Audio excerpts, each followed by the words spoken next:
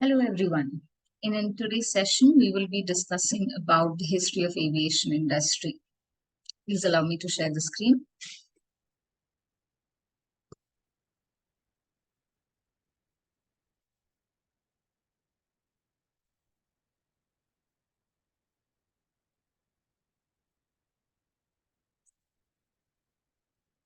Aviation industry is a very important stakeholder in the gamut of tourism and hospitality industry.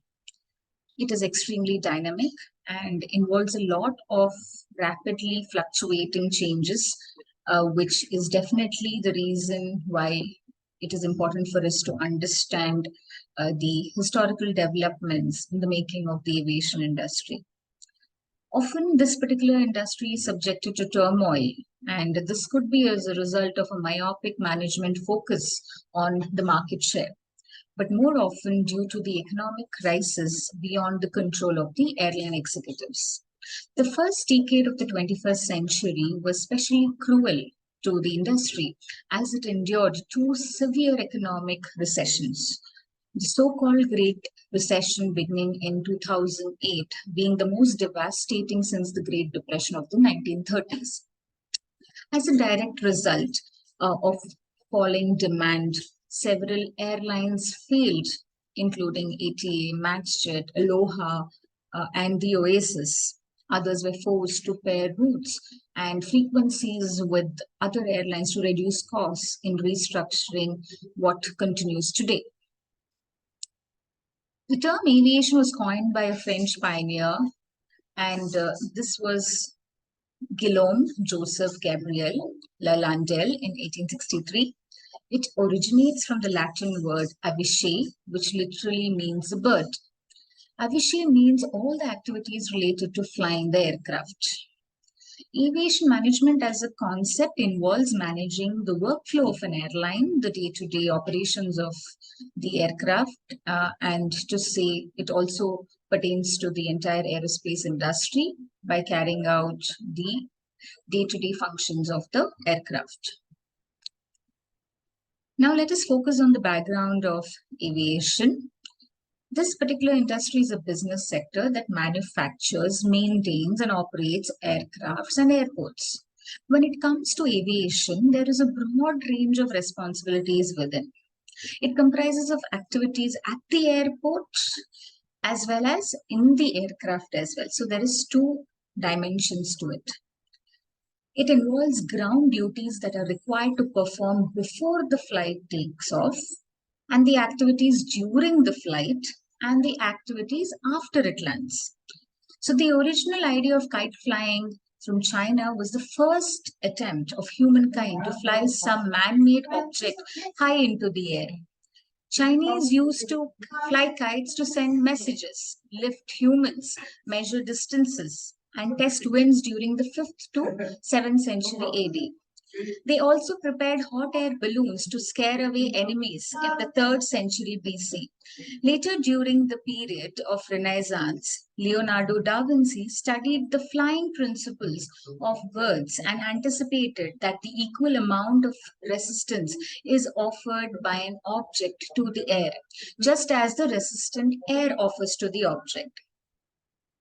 During the 17th century, there was a discovery of various other related inventions such as copper spheres containing vacuum, which lifts an airship as they knew by then that the objects lighter than air can remain up in the air. During the 18th century, they conducted 5 flights using balloons successfully in France.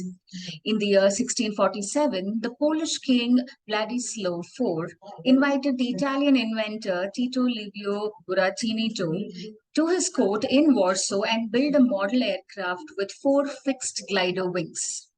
The aircraft had successfully lifted a cat with minor injuries while landing. During the 19th and 20th centuries, experts around the world experimented continuously and came up with improved flying machines, or what we call as the present-day aircrafts, which were heavier than air and based on the principles of aerodynamics. The most notable names are Wright brothers, Orville and Wilbur Wright. According to Smithsonian Institution and Federation Aeronautics International, the Wright brothers made the first sustained, controlled, powered, and heavier than air flight at Daredevil Hills, North Carolina, on the December 17, 1903. Orville Wright took the first flight at 120 feet high for 12 seconds. The history of aviation industry in the United States began on this particular day. It was on this day that Orville Wright first flew the now famous Wright Flyer 1 in a controlled flight lasting 12 seconds. However, aviation did not immediately succeed. There were a lot of challenges. After these first flights at Kitty Hawk, North Carolina, the Wright brothers faced a lot of turmoils in promoting their aircraft to a willing buyer. In fact, 5 years passed before they were able to convince the US government to test a much improved version. So this is the figure of the very first flight which Orville and Wilbur Wright tested.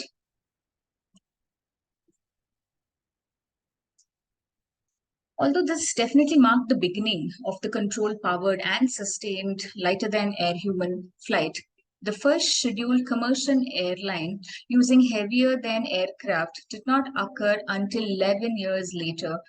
And that was on January 1, 1914. Tony Janus piloted the Benoist 14 flying boat biplane across Tampa Bay in Florida on a historic 23-minute flight.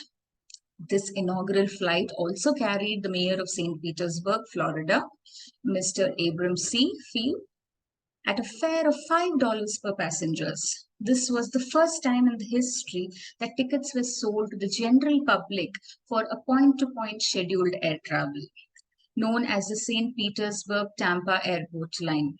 The airline offered service 6 days per week with 2 round-trip flights daily until ceasing the service on March 31, 1940, which was 5 weeks after the termination of a 3-month contract that had been signed with the St. Petersburg Board of Trade.